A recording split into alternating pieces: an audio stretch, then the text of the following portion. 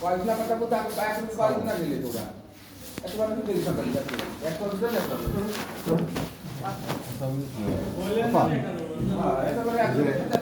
বাচ্চাটার চিকিৎসাটা মনে হয় আপনি দিছিলেন গতকাল। এখানে আপনি একটা কাশির সিরাপ দিয়েছেন, সিরাপটা ওই মানে ঠান্ডা তাই তো? সিরাপটা দেখি বের করুন।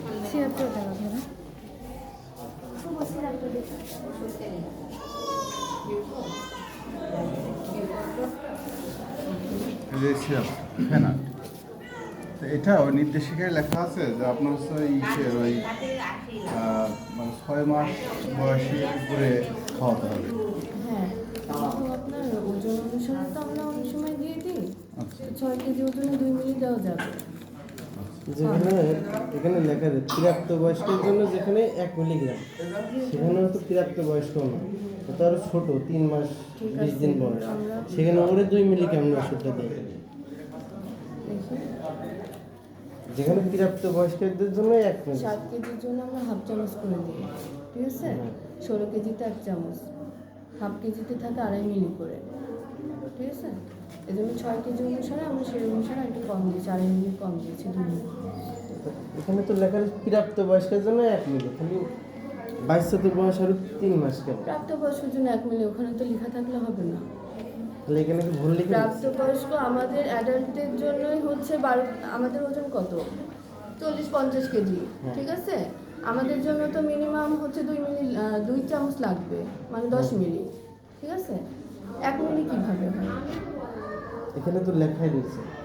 এটা সঠিক না। হ্যাঁ, আপনি অন্য কারোর কাছে শুনে এই দেখেন। নির্দেশিকায় কি ভুল লিখেছে আপা?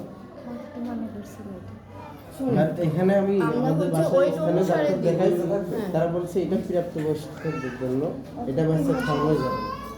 এখানেই সাপ্লাই আসে হাসপাতালে।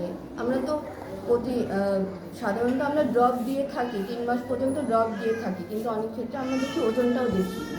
যেহেতু বাচ্চার ওজন 6 কেজি ভালো আছে, এক্ষেত্রে আমরা সিরাপটা দিয়েছি। এই জন্য দেখেন আমরা কিন্তু ফার্স্টে হচ্ছে কাশির একটা ড্রপ দিয়েছি, ঠিক আছে?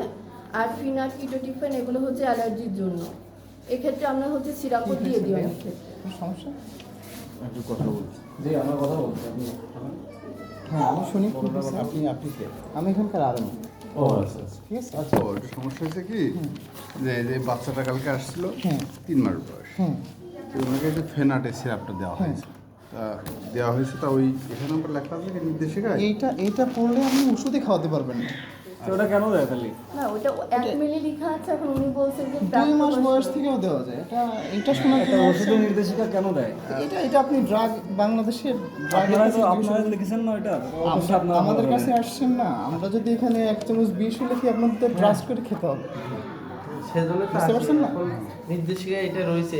আচ্ছা এখন তাহলে আপনার ওষুধ দোকান থেকে কিনে তো তাহলে এটা দেখে খাওয়াতে পারেন। আমাদের কাছে না, আমাদেরকে ট্রাস্ট এতটুকু করতে হবে তো। বুঝতে পারছেন? উনি বলছে অ্যাডাল্টদের জন্য এটা, ওখানে আচ্ছা, মানে এই নির্দেশিকায় যে লেখা আছে যে এটা ইন্টারন্যাশনাল লেখা। হ্যাঁ, এক একটা এলাকার জন্য এক এক ভাবে ওষুধ। এটা শোনার জন্য আসলে আপনি রবি সাহেব বলছেন না? হ্যাঁ হ্যাঁ, আপনি যদি এটা চিকিৎসা করতে আসেন, না না, ও সমস্যায় পড়েছে বলেছে তো আসবো না। এই সুখে আপনাকে এতটুকু ট্রাস্ট করতে হবে না। আর 5টা বছর পড়াশোনা করে শিশু বিশেষজ্ঞ হয়ে তারপরে সে যদি এটা কৈফিয়ত দিতে হয়, তাহলে তো আপনি বুঝাই দিবেন ইসুকে।